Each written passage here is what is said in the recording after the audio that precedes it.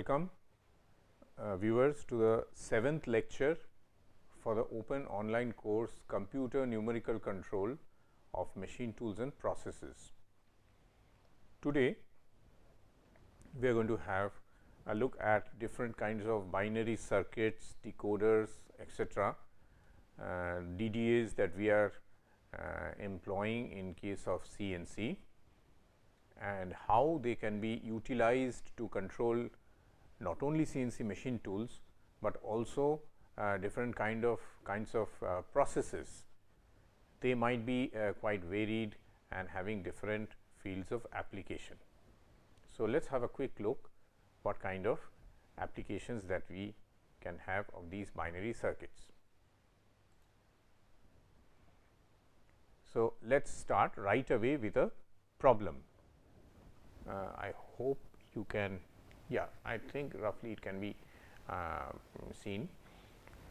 The question reads, an innovative student develops a tachometer, which is basically an instrument which can measure rotational speeds of rotating shafts by employing simple digital devices. The figure shows a motor shaft connected to the input shaft of the tachometer. So, this dotted line shows basically the device that the student has built up. So, from that device is sticking out an input shaft. I think you can see it. This is the input shaft, and we are supposed to connect it to the motor, which is on the outside, just on the right side of the figure. Once it is connected, when the motor is rotating, the student claims that he can find out the rotational speed of the motor by this device. How does it work? The input shaft, when the motor rotates, it makes the input shaft rotate at the same speed. That is fine. The input shaft has an encoder mounted on it with 64 holes. So, if the input shaft rotates, the encoder will also rotate, and it has 64 holes on its periphery, which means that it will be sending out 64 pulses per rotation, and those pulses are shown, and they have an AND gate through which they are passing and moving on to a position down counter, and they are down counting it. The content of the down counter is getting reduced by these pulses. The 8-bit position down counters are down counted by the pulses they receive, each pulse making one decrement. After connecting the input shaft to the rotating shaft of the motor, whose RPM is to be measured, the two position down counters are filled completely and the instrument is started. So, when we start at t equal to 0, the position down counter 1 and position down counter 2 will be completely filled up. That means, they will contain 8 ones amounting to 255 each, and the instrument will be started. The moment the instrument is started, there will be two inputs. One is from the motor rotation and another is from the pulse generator, which is at the bottom, emitting 64 pulses per second. So, that seems to be quite simple, because the position down counters will be down counted by these two inputs as shown in the figure. Pulse generator is sending inputs to position down counter 2, and motor is sending pulses to the position down counter 1. So, this is the problem statement. Let us see what is being asked. How much is the speed of the motor shaft if instrument shows unchanging values of position down counter 1 equal to 0 and position down counter 2 equal to 204 after some time? So, the statement is that the student finds that after some time, whatever be the time, there is a steady state where position down counter 1 is showing 0, and position down counter 2 is stuck at 204 and it is not changing. So, in that case, how much is the speed of the motor? This is the first question. Second question is, how much is the speed of the motor shaft if the instrument shows unchanging values of position down counter 1 204 and position down counter 2 0 after some time, just the opposite. So, let us see how we can solve the problem. We can understand this, that once one of the position down counters is becoming 0, further change in values is not possible, because the system is configured in such a way that if one of them is becoming 0 here, if one of them is becoming 0, the OR gates will be emitting a 0 and the AND gate will be emitting a 0, and further pulses will not be entering into this system of 2 position down counters. So, this is established. One of them becomes a 0, the values become steady. Once we have understood that, let us say the motor speed is n rotations per second, and therefore, the pulse rate output from the encoder, there is only one encoder here, the pulse rate output from the encoder must be 64 into n pulses per second, because it is rotating n times, emitting 64 pulses per rotation. Therefore, n into 64 must be the number of pulses per second. Position down counter 1 contains 255 at the start. So, in the first problem, 255 pulses must have been emitted by the by the encoder, after which the position down counter became 0. So, position down counter 1 became 0 after 255 was down counted. So, let us see how much time was taken to do that. T must be equal to, that means the time at which the position down counter 1 became 0 must be 255 divided by the rate of pulses entering per second. This must be the time in seconds, and with the same logic we can say by the same time position down counter 2 was decremented by 51 bits, that is 255 minus 204.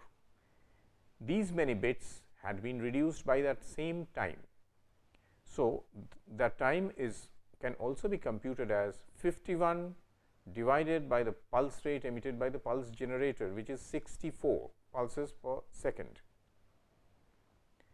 Having understood that these two times must be the same, because after this both of them reached steady state, they had not changed after this point in time. Therefore, we can equate these two times, which means 255 by 64 n must be equal to 51 by 64. So, that 64 will cancel out and n will be solved as 5 rotations per second, which is 300 rpm. So, the motor must have been rotating at 300 rpm. Second problem says it is just the opposite. Position down counter 1 is 204 while position down counter 2 is 0. Here again, following the same logic, we can equate the times in the two cases. So, that now 51 divided by 64 n must be equal to 255 by 64, which shows that if you cancel out 64 from two sides, then 255 into n must be equal to 51. Therefore, n is equal to 51 by 255, which is 0.2 rotations per second, which means 15 rpm. So, in the second case, the motor must have been rotating at 15 rpm. Let us take another problem. Another problem states a decoding circuit is to be designed which detects whether the CNC table is 5 basic length units or less away from the target location. So, what do we understand here? There is a motor driver and a stepper motor and all these things that we have studied so many times now through so many problems and theory discussions. So, this is the CNC table. the CNC table has to reach a particular position, and when it is 5 basic length units away or less, the decoding circuit here has to sense that and accordingly send out a signal D equal to 1 during that particular happening. What is that? That is, the table is 5 basic length units or less away from the target. This is the condition. So, D has to be equal to 1 for those events. So, this decoding circuit has to be designed. How do we do that? And what are the inputs to this decoding circuit? Part of the required circuit is already provided. In what way?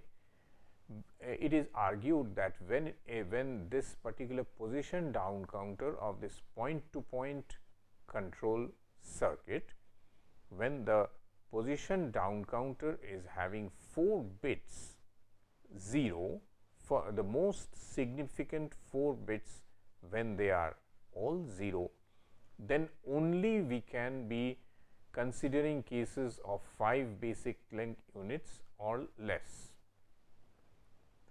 If they are non-zeros, the question of being 5 basic length units away does not arise. So, first of all, this part of the circuit is already designed. All these are bunched together, sent to an OR gate, and only when they are all 0, the OR gate will emit a 0, that is passed through an inverter or NOT gate, so that we will always get a 1 when there is a chance of the basic length units being 5 or less from the target. So, this becoming 1, it is an automatic check for all those cases which we need not consider. With this 1, the decoding circuit has to send its information. So, the decoding circuit therefore has to just check whether we are 5 or less here or not. So, let us see how this can be worked out. From the truth tables that we have discussed previously, we have noticed that whenever a particular signal or variable is developing values of 1, it can be represented by sum of the product terms, and in this case we can definitely say, therefore, the circuit has to send out a 1 for, that means D has to be 1 for 101, ABC is equal to 101 or ABC equal to 100, that means 4 or 3 011 or ABC equal to 010 or ABC equal to 001 and ABC equal to 000. These are the cases where the decoding circuit has to pass out D equal to 1. So, if we look at this, I have highlighted all those cases, and we have 6 such cases, and therefore, we can say that D will be represented by this particular logic circuit. I mean, if it is physically realized as a logic circuit, and it can be simplified to A dash plus B dash. Now you are conversant with all the laws of binary Boolean algebra, so you can do it yourself. But obviously, isn't this a bit strenuous to deal with, find out from this table 6 such terms and simplify them with Boolean algebra and ultimately get A dash plus B dash? Is there any other method existing for such cases where almost all the cases have to be considered? There is, and the method is called product of the sum terms. The previous one was sum of the product terms, and the present case is product of the sum terms. How does it work? It works this way. Just like I can make building blocks representing all the 1 values in the truth table, I can have a building block representing each of these 0 values and then AND them. That means, it has to give a 0 in this case and this case like that. Let us see how it is built up. This one, A dash plus B dash plus C dash, representing the first case. What we mean is that if a signal is going to be 0 for A equal to 1, B equal to 1, C equal to 1 and none of the others, in that case we can have a circuit represented by A dash or B dash or C dash, and is going to give a 0 only in this particular combination. In the other combinations it is not. So, let us look at the other conditions. So, just two conditions have to be considered this way, and this can be simplified very fast. Just you have to multiply these terms and you will get A dash plus B dash. Shall we try this out? Actually, let us do that on this particular piece of paper.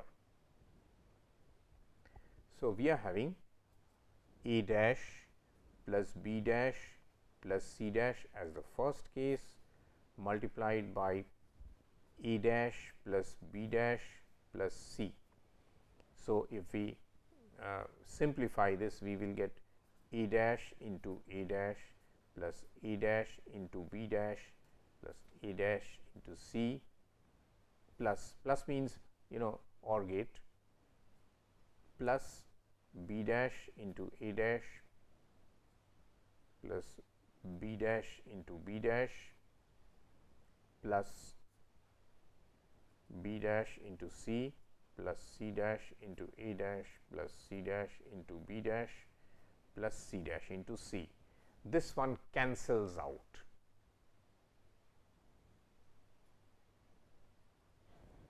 C dash into C goes out, and we can further simplify this as A dash into A dash is nothing but A dash plus A dash into B, A dash into B dash plus A dash into C plus C. We have two of these A dash B dash terms.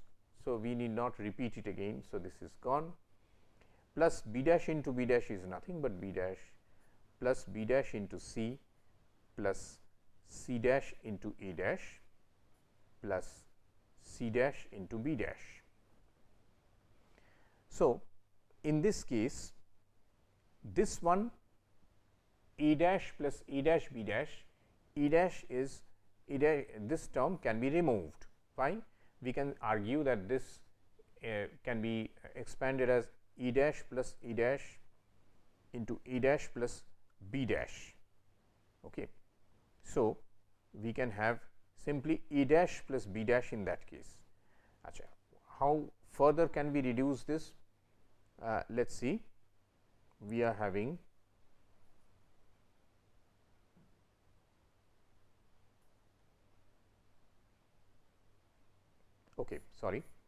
E dash into 1 plus E dash into B dash. I have written down the first two terms, and therefore, I can write it as E dash into 1 plus B dash equal to E dash into 1, which means A dash only. So, that means this term is gone. E dash plus E dash into B dash is nothing but A dash. Therefore, this term will also be gone. E dash plus A dash into C. This term will also be gone. So, let us remove them. This is gone, this is gone, this is gone, this is gone, because B dash plus B dash into C dash. This is gone and this is also gone. Having removed all of these by this argument that E dash plus E dash into B dash can simply be reduced to E dash into 1 plus E dash into B dash, and therefore, this is equal to A dash only. So, this sort of E dash is gulping down all its subsets. Hence, this is equal to A dash plus B dash. So, this way simplification of these circuits can be done, and we are starting with only two terms and it is becoming a faster calculation.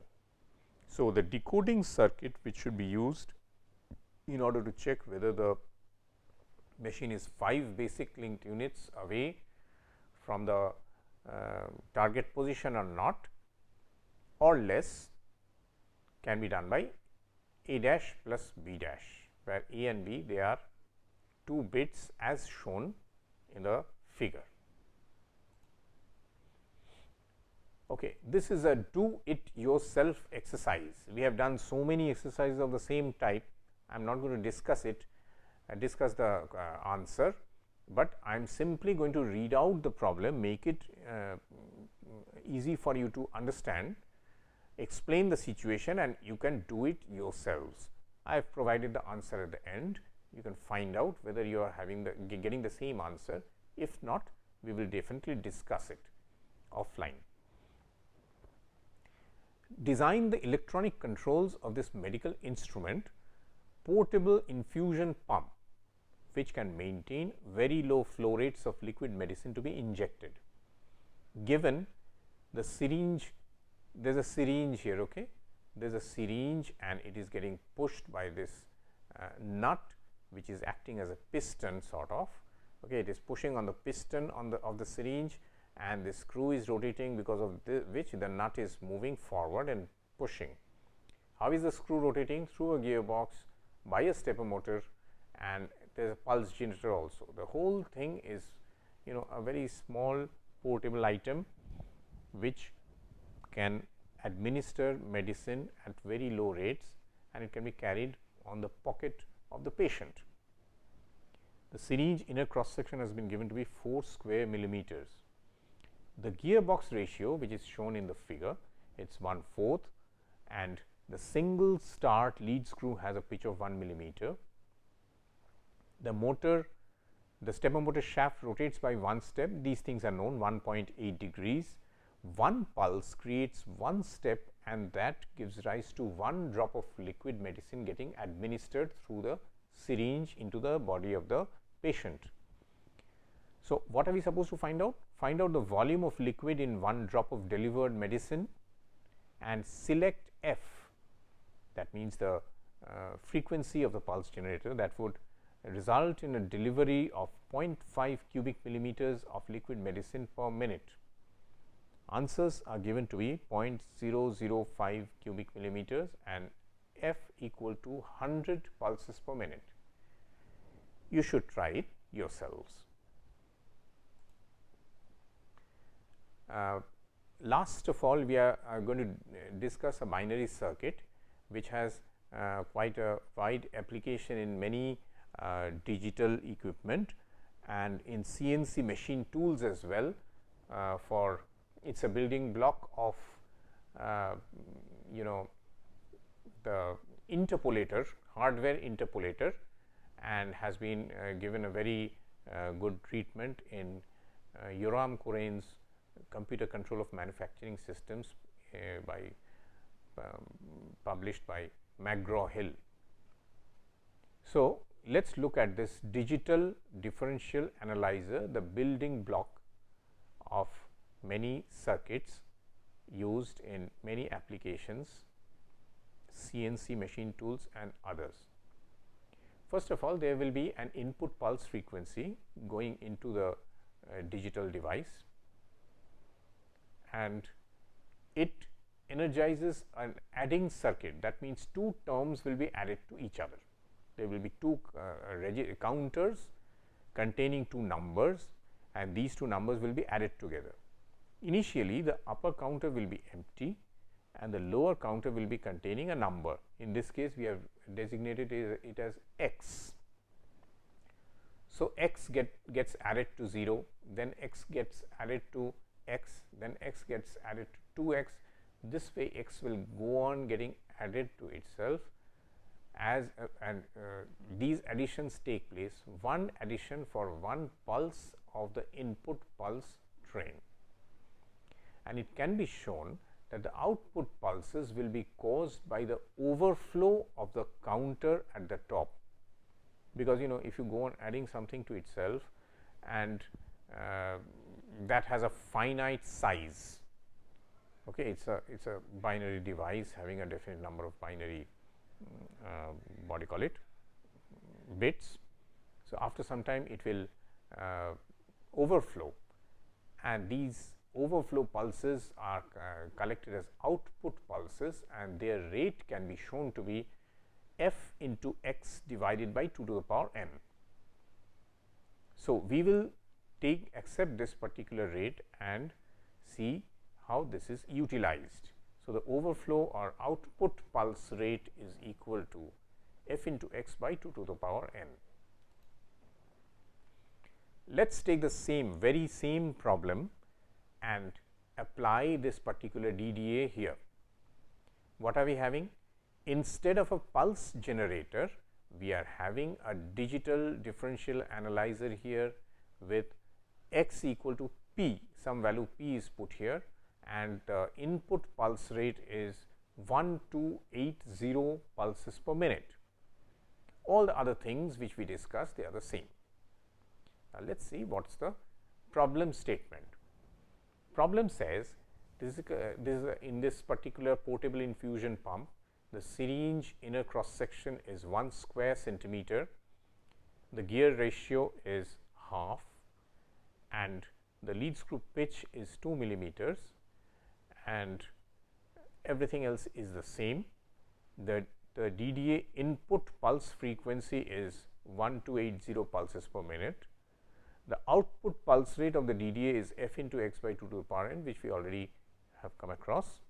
Select the minimum value of n that would permit the delivery rates of 20 drops per minute and 200 drops per minute for different values of x. That means, we are now designing the DDA. What kind of DDA would serve the purpose? I want 20 drops per minute as well as 200 drops per minute, and find out what are those values of x that will give us these rates and the maximum drops per minute possible on such a machine, and what is the volume of 1 drop of medicine. So, there are 4 questions. So, let us look at the answers.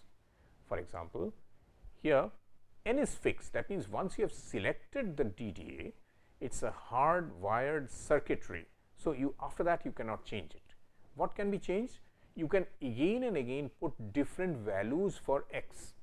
X can be equal to p, x can be equal to 2, x can be equal to 3. This can be set and reset according to your will, desire, whatever value you want to put. X can be changed, but x has to be an integer, and n is fixed once you have selected it. So, let us see what are our requirements. And of course, x has to be less than the size of these counters. These counters are n bit counters. So, the maximum number that they can store is 2 to the power n minus 1. X can be less or equal to this 2 to the power minus 2 to the power n minus 1, and it has to be a whole number, that is a positive integer. So, let us do the calculation. That is, first of all, the drops per minute can be calculated very easily. We have done so many calculations up till now of that type.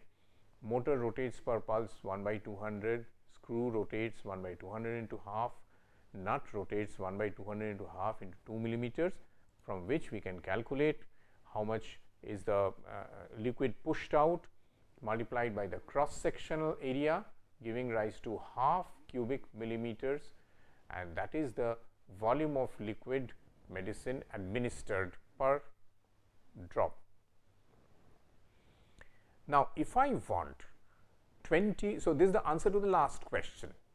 Now, if I want 20 pulses per minute to be achieved, what sort of relation do we have?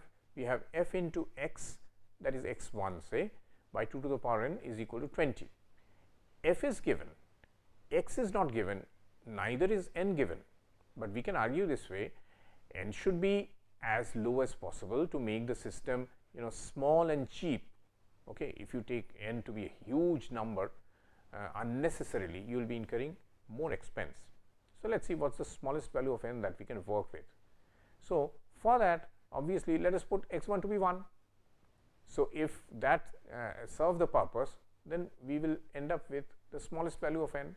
So, if x1 equal to 1, this means that we will simply have x1 equal to 20 on that side, 1280 goes down and becomes 2 to the power 7, and 2 to the power n goes up, and 10 cancels out from 1280 and 20. So, that we have 2 to the power n plus 1 divided by 2 to the power 7. So, if x1 equal to 1, then n must be equal to 6. So, the minimum possible value of n is 6 when x1 is 1. Mind you, x1 has to be a whole number, a non-zero positive integer. That is fine. So, if n is equal to 6, let us see what should be the value of x2 in order to achieve 200 drops per minute.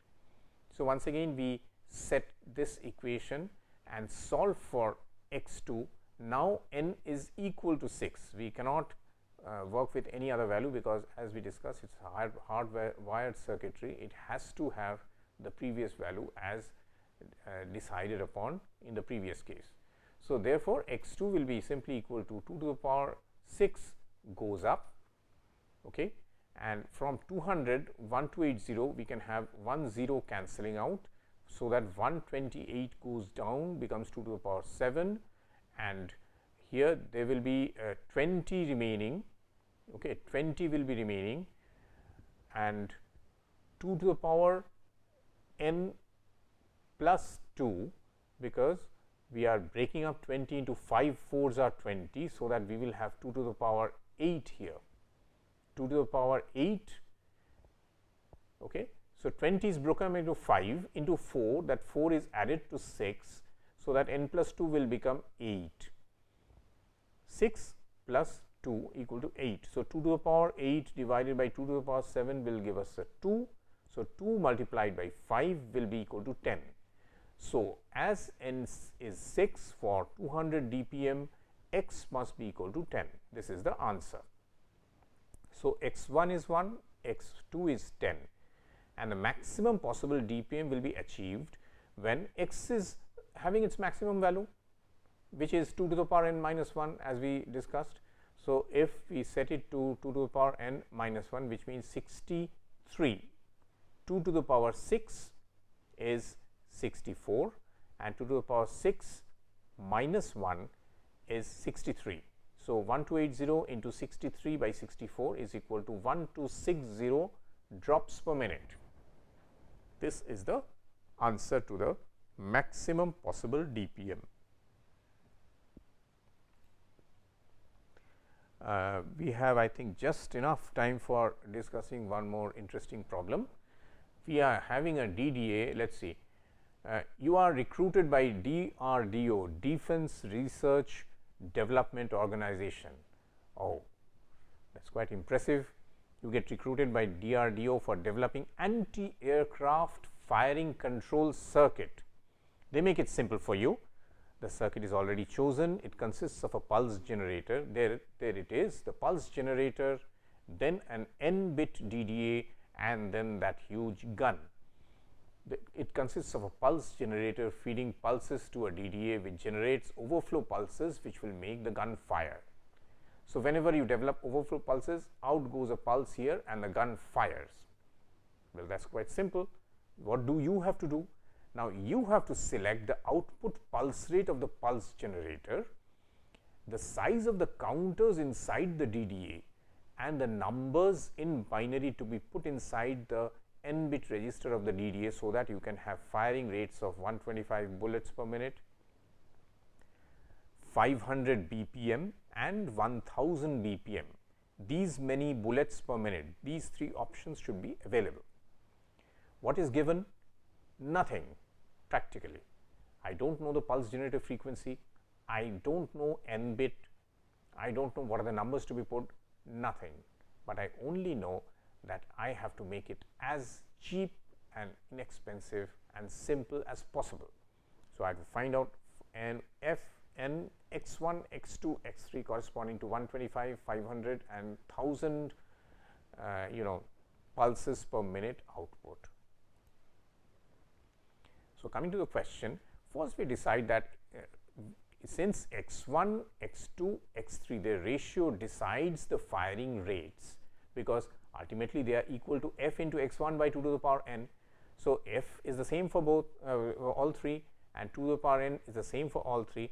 So, the only thing which is different is x1, x2, x3, so that the ratio of the firing rates will essentially be x1 is to x2 is to x3, and which means they should be in the ratio of 1:4 is to 8. That is good. So, why not choose x1 equal to 1, x2 equal to 4 and x3 equal to 8? That will solve my purpose. So, that we have since they have to be integers, let us take the smallest values. So, that is good. So, we have f into 1 divided by 2 to the power n equal to 125. So, that makes it extremely simple, but we still have not decided upon f, neither have we decided upon n. So, how do we do that?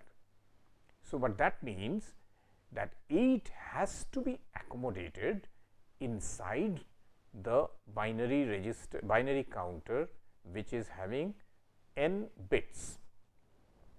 So, we understand that 8 has to be either equal to 2 to the power n minus 1 or less than that. And what can be the cheapest case when n is equal to 4? N is equal to 4 can accommodate the maximum value of 15, 1, 1, 1, 1, and that can definitely accommodate 8. Why not go for n equal to 3? Because n equal to 3 will accommodate maximum 1, 1, 1, which is 7. It cannot accommodate 8, and therefore, we go for n equal to 4. Now, last of all, we have f left to be calculated. So, we understand that f into 1 divided by 2 to the power 4 must be equal to 125, and that gives us f is equal to 125 into 16, which means simply f is equal to 2000. So, we have f equal to 2000, n equal to 4, and x1, x2, x3 equal to 1, 4 and 8 respectively. Okay, I think the time is up. So, I will find another time for discussing this. Thank you very much.